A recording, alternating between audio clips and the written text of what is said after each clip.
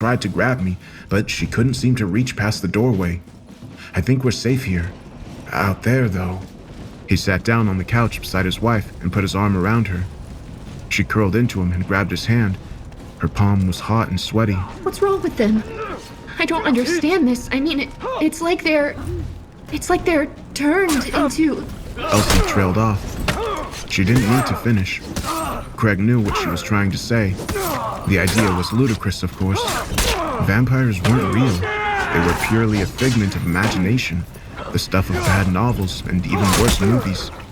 But people can't float around through the air, can they? People can't. Try the police again. Elsie demanded. Keep trying. He tried again and shook his head. Still can't get through. Elsie tensed.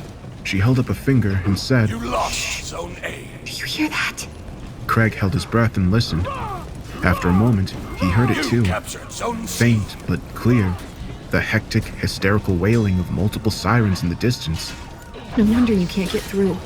Sounds like every cop car, fire truck, and ambulance in the whole city is out there right now. Trying to deal with this. She paused and added, Whatever this is even... and let out an unsteady little cackle. Craig reached over and clicked off the standing lamp in the corner, plunging the living room into gloom. You were right. We can't wait for someone to save us. We need to get out of here. We'll just sit here and be quiet and wait for a little while. If the coast looks clear later on, we'll make a run for one of the cars and get out of here. Elsie's reply was interrupted by a volley of muffled screams. They were coming from somewhere close by, no more than a few houses away. A medley of terrified shrieks echoed and rebounded down the empty street. Wordless cries of horror and agony.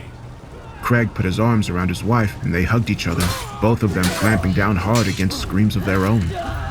A man's voice rose above the din. Keep away from me! Stay back! I've got a gun! I've got it! There was a loud gunshot, and the man's hysterics suddenly cut off mid-wail.